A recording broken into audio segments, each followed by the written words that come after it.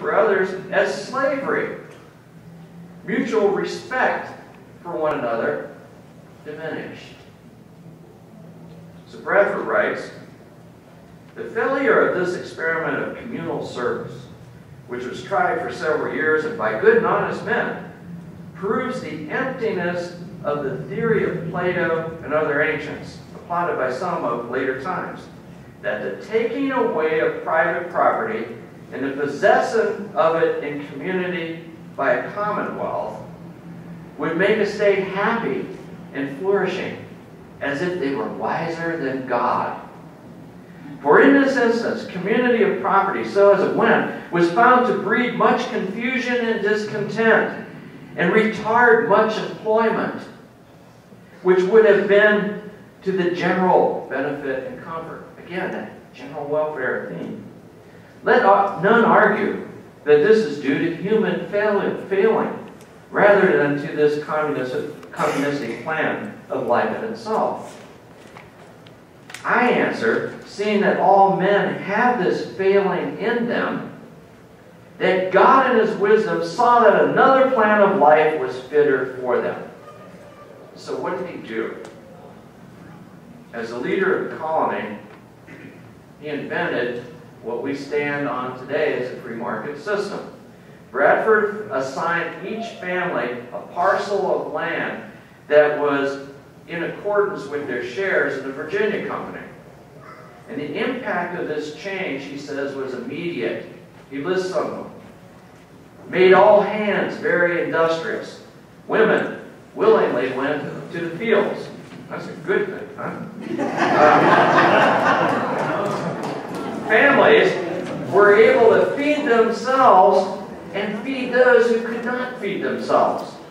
And due to whatever kind of weaknesses or disease or something like that that they had. They were no longer complaining about tyranny and oppression. The colonists reaped what they sowed on their own property. And this is pretty cool. Willingly shared the bounty of their harvest in blessing others. Wow, whole attitude change here, right? From the communist concept of utopia to the free market system of men and women doing what they're supposed to do and then helping one another out of the goodness of their hearts. In this free enterprise system, it is this that America became great. And in a short period of time, and compared to any other country in history, became the most prosperous nation on earth. Meanwhile, all along history, those who believed in quote-unquote democracy and those who were communists tried to take away and steal everything that America has developed and prospered in. We have been a country under attack. They want our nation's vast wealth and resources. And if they can't take it by a military confrontation, they'll take it from within. That's what's going on here. Now let's fast forward to today's version of the general welfare and the free market system, which I believe is a return to communism. And one instance of it is this mandated health care. See, everybody's tried to avoid the word communism. Oh, they say, well, democracy. That's what the Democrats say. I'm not picking on a political party, but the Democratic leadership says democracy. Obama goes out and says, well, everybody's trying to say I'm a socialist. Well, Armageddon didn't happen when we passed the health care bill.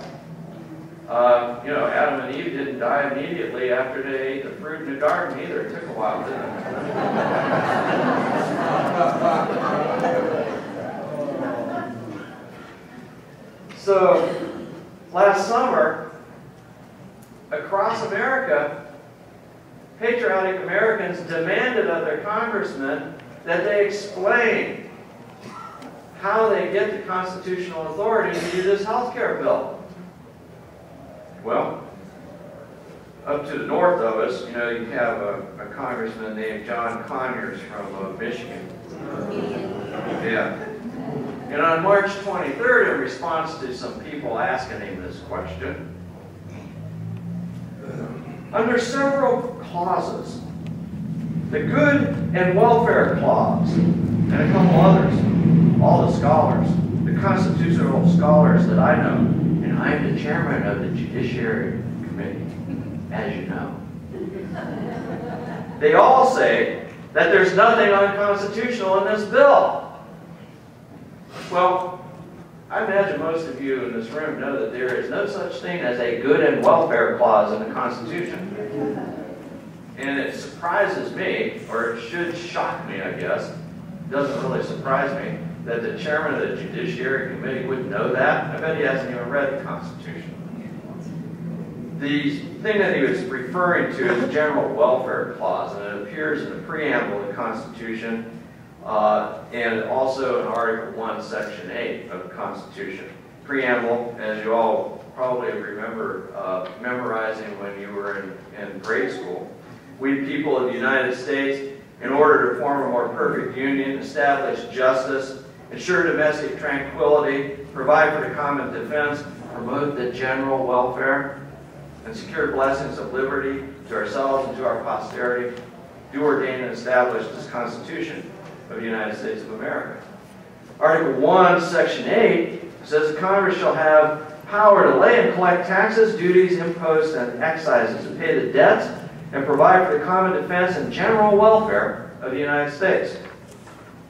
So that's what Conyers was talking about. The Good and Welfare Clause. On October 21st, 2009, my guy down in Maryland, Maryland Democrat House Majority Leader Steny Hoyer, said, well, in promoting the general welfare, the Constitution obviously gives broad authority to Congress to effect that end.